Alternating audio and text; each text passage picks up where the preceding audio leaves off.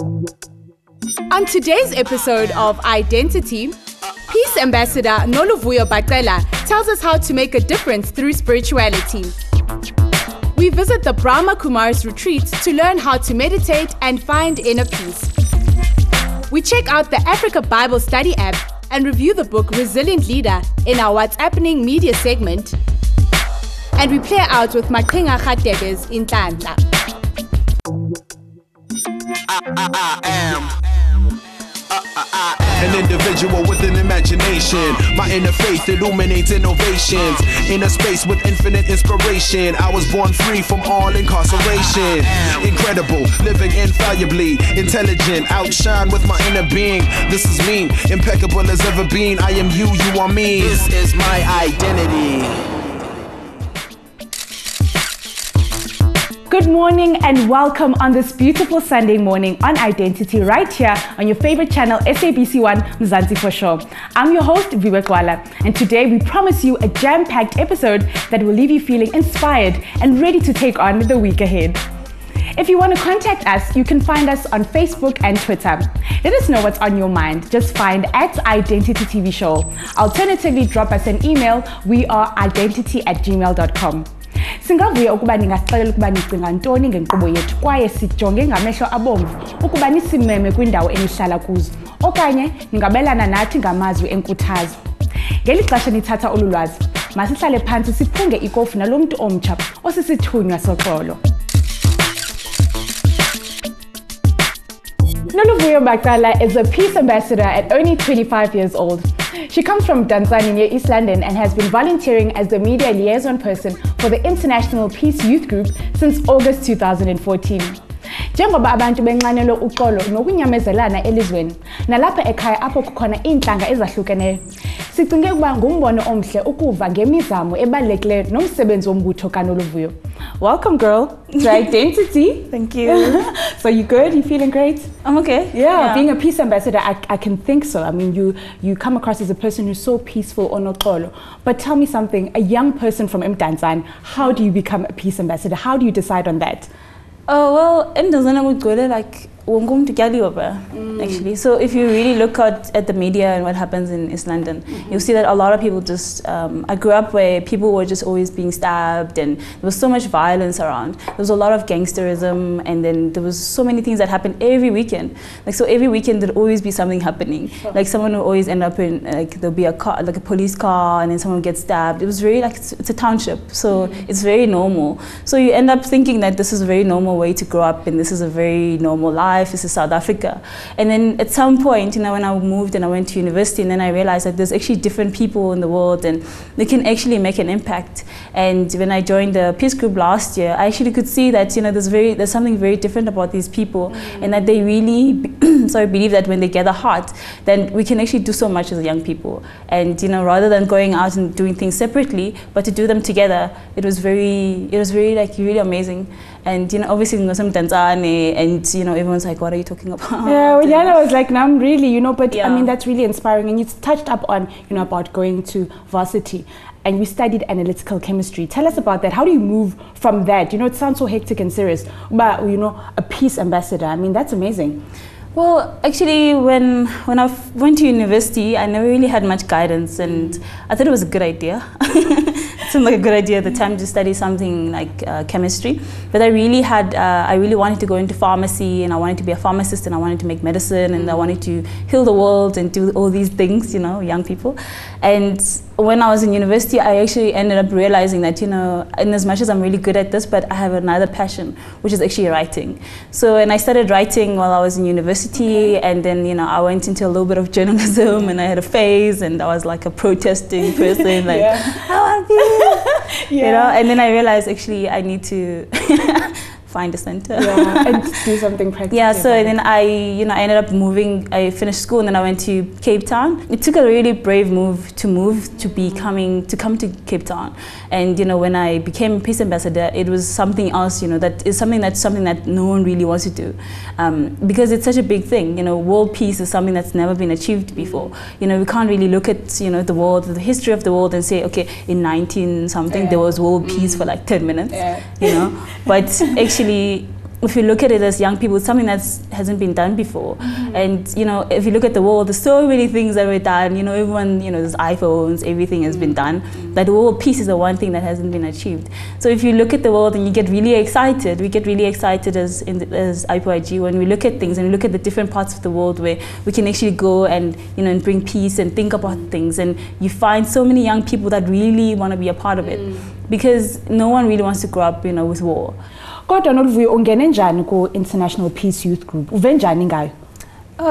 Actually, there was an event in South Korea in 2014 in September where they had the World Alliance of Religions for Peace Summit. So they were inviting different media partners and different people to come to the actual summit, you know, because they invited everyone from the whole entire world. So actually at the end of the day, at the summit they had 200,000 people gathered for the cause of peace, and if you can think about it. So I actually saw it on the news and I was just like, okay, I want to go too. And when I saw, like, you know, all the young people just, you know, they're walking around, they had a very big peace march, and then they were all screaming, you know, we want peace. And then I really thought to myself, I really want to be a part of this. This looks so exciting. And, you know, over time, and then I sent them an email and I called some people, and then they said, you know, actually they're starting their own branch in Cape Town, and then they really needed volunteers. So after that, I really wanted to be a part of it, and I really just started calling them all the time, and I volunteered for them. And I mean, as young people, we in South Africa, we don't experience wars as in other African continents, and Jengoba you touched upon. But how do we become, you know, how do we make peace practical? We have our own wars happening. You know, we have wars of economic struggles, you know.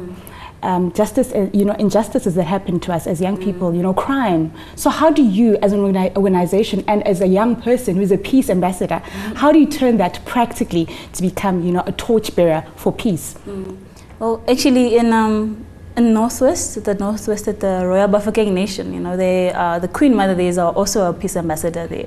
So it's really amazing to have her on board. So in that small community of like, they have, you know, a lot of young people, and then, you know, most people have peace in their hearts, and no one really wants to fight, if we think about it. And even when we look at religions and all the religious scriptures, they always speak about how, you know, peace, you know, we want peace, and Christianity and, you know, Islam, every religion wants peace. No one really sits and says, let's start fighting in the religious scriptures. So in that community, what we started implementing is called peace education. So small little things that actually, you know, even like things like sitting upright, you know, when you teach a child and you're with the child and you tell them that this is what peace is about, that you must be considerate of the next person, that this is what is important, and if you don't, you know, if you feel like this, then you must be able to have a dialogue with this person. You must talk about it. So in that community, we are implementing peace education, the way we have a dialogue, or we have like different, we have a curriculum we're putting together actually there. So here at i-Dentity, we're all not that serious. You know, we have fun in games here. So I wanted to play a quick word game. The operative word is quick, Noluvuyo, so you have to answer as quickly as possible. Okay, I can do this. You can do this now, girl?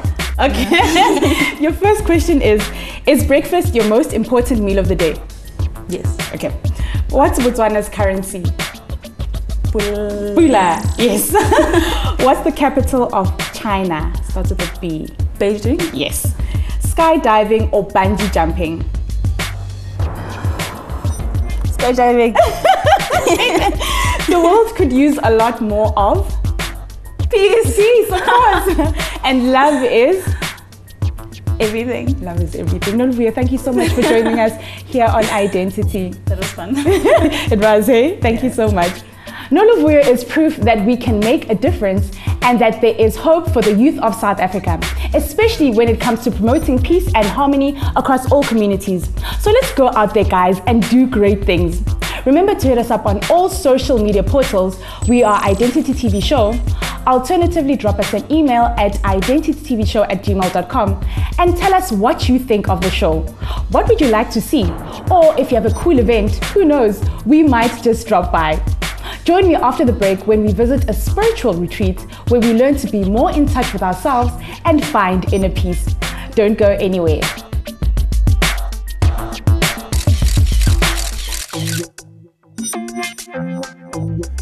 This is my identity.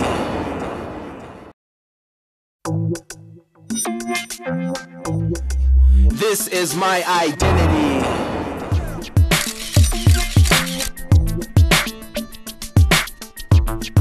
Uyamkela kwakhona kwinkqubo yona enithandayo eyenkolo ezahlukeneyo ngale ntsasa ngecawa. Ubusandungena uphoswe incoko yethu ebesinayo yena mntu onentshiseko kwaye okhwitheleyo omtsha osisithunya soxolo uNoluvuyo Bacela. Remember, you can hit us up on Facebook, Twitter and email. Let's talk asikhulume. On to today's story, we take a short lift into the sublime and tranquil world of meditation. Last week saw World Yoga and Meditation Day, and we went to the Brahma Kumaris Center for a one-day retreat. Meditation is a word that has come to be used loosely and inaccurately in the modern world. Some people use the word meditate when they mean thinking or contemplating. Others use it to refer to daydreaming or fantasizing, and others, well, just don't get it. I invite you now to relax, take a deep breath, and let's now discover more together. This is my identity. The Brahma Kumaris, originally called Om Mandali, started in a city northwest of India. It received this name because members would chant Om together before having discourse on spiritual matters in the traditional satsang style. The organization's teachings transcend the labels associated with the body, such as race, nationality, religion, gender, and aspires to establish a global culture based on what they call soul consciousness. In today's busy lifestyle that people live, sometimes there's a yearning for a space of silence and a space of inner stillness, a place that's an oasis of sanctuary, a place where they can come to and just be and be peaceful. And so at the Brahma Kumaris we offer this one-day retreat, giving people a chance to spend a day in an introspective space. It's not serious and it's not too deep, but certainly a space that we can go inside. You know, the word yoga and meditation are often used in an interchanged way, and sometimes people, when they hear the word yoga, they immediately come with their yoga mats and they have their tracksuit on or their comfortable clothes for exercise. But to understand that there are varieties of yoga. The exercise is one form of yoga, which is called hatha yoga, which is the physical exercise. In Hindi, the word yog means to connect. So in the West, we use the word meditation. So when people talk about the word meditation, it's often this time of going inside, the stillness, to become centered once again in who we are. Well, I know a lot of people think meditation is for those who are older and those who have reached a certain age. But what people don't understand about meditation is that it's the core being of who you are. And what makes it cool is that we are all on the search to find ourselves. But ourselves are already there. We're just looking in the wrong places. Firstly, find a place that is externally calm, so that there's not too many external stimuli that pull you. The second step is you have to calm down your body, because for a long time our body has been at such high speed. Our senses have been activated at a very tremendous level. So we need to calm down. You need to calm down the body. And then the third step is then you go and tap into your thoughts. Because all our experiences in our life comes from the way we think. And so when my thinking is activated in a certain way, then my experience becomes a certain way. Well, I've tried to meditate here and there, but not properly meditating. I think with this course is me learning the actual foundation. I've been involved with the Brahma Kumaris for many years now through my mother, but I haven't actually, in my own account, taken it seriously enough. And so this is me actually wanting to find who I am, you know, who am I, how do I get in touch with the spiritual me, because I feel like the spiritual parts of our lives are more important than most parts of our lives. It's a very important session because it's like the foundation of the type of meditation that we teach, and the session is all around identity. Identity is one of the great challenges in our world today, and many people are asking the question, who am I really? You know, just beyond my the face that I see in the mirror every day. And so in that session, we're looking at the invisible side of ourselves, what we call consciousness or the inner self, and really helping people to see it in a more natural way. Because if you talk about spirit or soul, it's so intangible. But when you start talking about your thoughts and your feelings and your beliefs and your perceptions, it suddenly brings it home to people that yes, that's a very important part of who they are. To prepare food with cleanliness and in a peaceful and calm stage means to fill the food with spiritual and peaceful vibrations. In the process of respecting and caring for our bodies, the diet should have a special place in our lives. Vegetarian meals are very healthy, but also consciousness whilst cooking, that's such an important aspect, such an important ingredient actually. Because suppose if we're cooking with anger and frustration and tiredness, it's all that vibrations that's getting into the food that's also going to have an impact on the minds of others as well. We all know what kind of human beings we would like to be. Nobody has to teach us that. But what we lack is the power to implement that in our lives. To be the loving, peaceful, compassionate human beings that the world needs. So spirituality gives us our power back.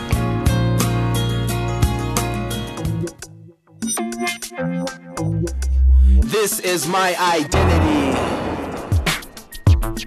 We certainly hope that has inspired you to find your identity and inner peace. I know I will definitely try it at home. It's time for another short ad break.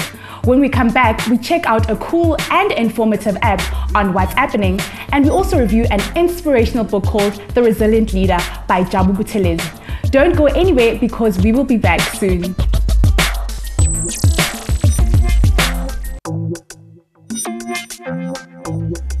This is my identity.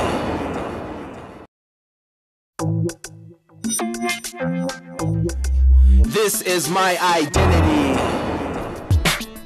Welcome back and thank you for staying with us right here on Identity. If you've just joined us, where have you been? We had a chat with Peace Ambassador Noluvuyo Bacela, and we then went to learn more about finding inner peace at the Brahma Kumaris Center. But fear not, because Identity repeats right here on your favorite Mzansi channel every Thursday at 11:30 a.m. Now it's time for our media reviews, so get your awesome gadgets out and check out what's happening.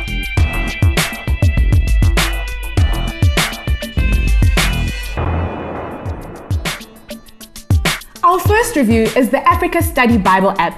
The Africa Study Bible app is developed by Africans for Africans. You can study life application features developed specifically to connect truth to daily life in Africa. Built from the ground up by scholars and pastors in Africa who see the critical needs to make scripture relevant to the everyday lives of Africans. Let's check it out. For the first time, a Bible developed by Africans for Africa. The Africa Study Bible combines clear, accurate text of modern translations, beginning in English with the New Living Translation, and with study tools that reflect uniquely African insights and experiences. The content on the app is easy to read, affordable, and is created to speak directly to African Christians. The Africa Study Bible features introductions to each book of the Bible, placing the text in a cultural context and focusing on issues close to the African heart. Relevant articles addressing the critical concerns that face the African church and its people.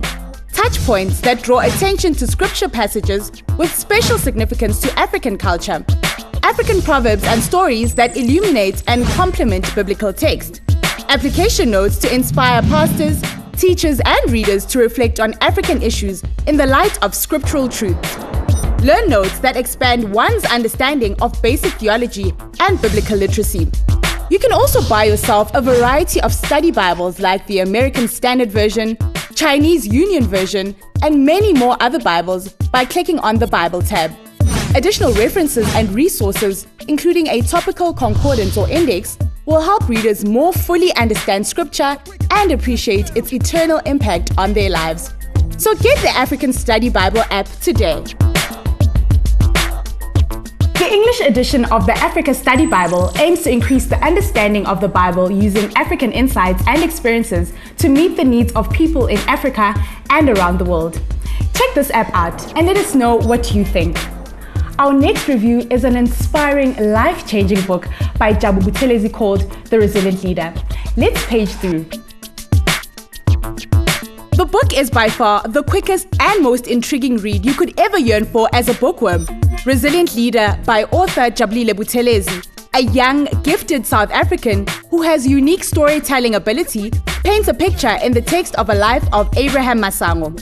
This interesting tale is divided into 3 boxes, which are expressing the 3 phases Abraham journeyed through life, from being a young farm boy who walked kilometers to school, to his involvement in politics and stuff in between, and lastly, the mentorship he got from other resilient leaders, such as Johnny Dladla. Minister in the Presidency, Honorable Jeff Radebe, drafted the foreword of the book, which tells the importance of driving entrepreneurship and leadership in young people to brew innovative and inspirational individuals like Abraham. Book 1 tells us the humbling story of Abraham, who danced with death in the garage of his yard with a gun on his temple, and the only flashing thought he has is of his family. But after that, he gets down to how he grew up in a family that enjoys horse riding. With all those stories of learning to survive by yourself in dire situations, Book 2 tells us how Abraham got into politics with the intentions he had in mind. He subsequently lost a friend called Lucky, and then devoted to give politics his utmost attention. In his university year, Abraham had an army of faith and supportive friends. This book tells a beautiful tale of a genuine and trailblazing leader, Abraham Masango. So go to Amazon.com and get yourself a copy now.